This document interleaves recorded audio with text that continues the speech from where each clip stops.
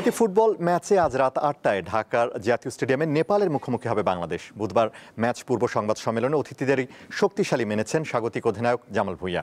আর হামজা শমিতদের বিপক্ষে খেলাকে সুযোগ মনে করছেন নেপালের অধিনায়ক।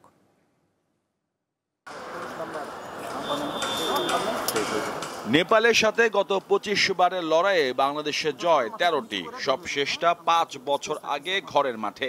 ক্যালেন্ডারের পাতায় সেবারও ছিল ১৩ নভেম্বর। ২০২০ সালে সেই দলটার সাথে বর্তমান দলটার শক্তিমত্তার ব্যবধান অনেক, তবে কঠিন সময় পার করতে থাকা স্বাগতিক দলের অধিনায়কের কাছে শক্তিশালী অতিথিরাই। ভালো নলেজ আছে, বাট আমরা আন্ডার এস্টিমেট করি না। আমরা জানি নেপাল স্ট্রং টিম আর ডিফিকাল্ট টিম, বাট অফকোর্স ওরা এইখানে খেলতেছে, সো এটা আমার জন্য অ্যাডভান্টেজ। বাংলাদেশের ঘরোয়া ফুটবলে ৫টি ক্লাবে খেলছেন নেপালের ৮ জন ফুটবলার, তাই জাতীয় দলে খেলা বেশিরভাগ ফুটবলার সম্পর্কে ধারণা রয়েছে তাদের।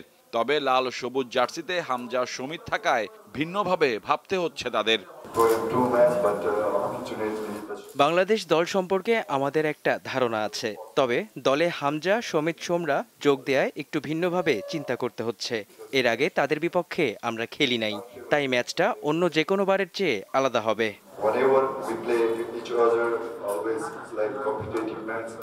এএফসি এশিয়ান কাপে ভারতের বিপক্ষে বাংলাদেশ মাঠে নামবে ১৮ নভেম্বর। একই দিন নেপাল খেলবে মালয়েশিয়ার বিপক্ষে। তাই বৃহস্পতিবারের ম্যাচটি নিজেদের প্রস্তুতির সেরা মঞ্চ হিসেবে দেখছেন দু দলের ফুটবলাররা। মোহাম্মদ হাসিব, দীপ্ত স্পোর্টস, ঢাকা।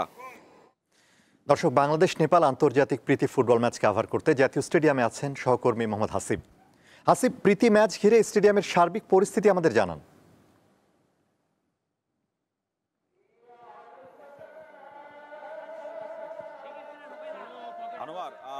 খেলা শুরু হতে কিন্তু এখন অনেকটা সময় বাকি, তারপরও যেটা হয় যে দর্শকদের উৎসাহের জায়গাটা আমরা প্রত্যেকবারই দেখি জাতীয় দলে খেলা এবং আন্তর্জাতিক ম্যাচ, বিশেষ করে হামজা শমিত ফাহমিদুল ওদের যখন জাতীয় দলে অন্তর্ভুক্তি হয় তখন থেকে কিন্তু আসলে দর্শকদের মধ্যে যে একটা উন্মাদনা সৃষ্টি হয়েছে ঢাকা স্টেডিয়ামে তাদের খেলা দেখার জন্য, যেটা আসলে আজকেও কোনো অংশ কম না। যদিও নেপাল ম্যাচ এটা একটা ফ্রেন্ডলি ম্যাচ, ফিফা উইন্ডোতে ম্যাচটা হচ্ছে ক্লাব ফুটবলের একটা গ্যাপে বিরতিতে, কিন্তু তারপরও আসলে এই ম্যাচটা জাতীয় দলের জন্য একটা বড় একটা রিহার্সেল ম্যাচ। এজন্যই যে আগামী ১৮ নভেম্বর এই ঢাকা স্টেডিয়ামে বাংলাদেশ দল এএফসি এশিয়ান কাপ বাছাইয়ে ইন্ডিয়ার বিপক্ষে ফিরতি লেগে ম্যাচটি ঢাকাতে খেলবে, ঢাকা স্টেডিয়ামে খেলবে। তো সেই হিসাবে এই ম্যাচটি বাংলাদেশ ফুটবলের জন্য অনেক বড় একটি প্রস্তুতির মঞ্চ ১৮ নভেম্বর ভারতের এগেইনস্ট ম্যাচের আগে।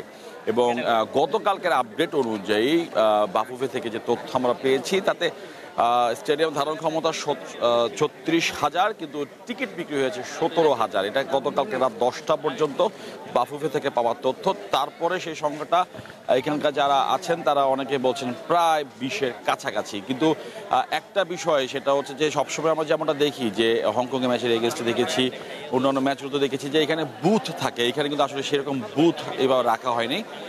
দর্শকরা সারিবদ্ধভাবে লাইন ধরে ঢুকছেন, গেট খুলে দেওয়া হচ্ছে দুপুর ৩:১টায়, কিন্তু কোনো বুথের ব্যবস্থা এখানে করা হয়নি। দুপুরের দিকে যখন আমরা এখানে আসি তখন এতটা ভিড় ছিল না, সময় গড়ানোর সাথে সাথে ভিড়টা বেড়েছে। এবং স্বাভাবিক, যেহেতু ম্যাচ শুরু হতে হবে রাত ৮টায়, সেই হিসাবে যতটুকু সময় হাতে আছে 2 ঘন্টারও কিছু, 2.5 ঘন্টারও কিছু বেশি, তাতে আশা করা যায় যে আস্তে আস্তে সময়টা দর্শকের উপস্থিতি বাড়বে। এবং টিকিট বিক্রি ১৭,০০০ অফিসিয়াল, এবং সব মিলে আসলে একেবারে শেষের দিকে তো প্রায় ২০,০০০ টিকিট বিক্রি হয়েছে এখন পর্যন্ত। তবে এই ম্যাচ ঘিরে দর্শকদের যে উন্মাদনা, তাতে বাংলাদেশ যদি আজকে ম্যাচটি জিততে পারে সেটি হবে বাংলাদেশের জন্য অনেক বড় একটি প্রাপ্তি। আনোয়ারুল। হাসিব, আপনাকে ধন্যবাদ। এই ছিল আজকের দীপ্ত স্পোর্টসে। দেশ বিদেশের খেলাধুলা নানা রকম খবর পেতে দীপ্ত স্পোর্টসের সাথেই থাকুন আর চোখ রাখুন দীপ্ত টিভির ডিজিটাল প্ল্যাটফর্মগুলোতে।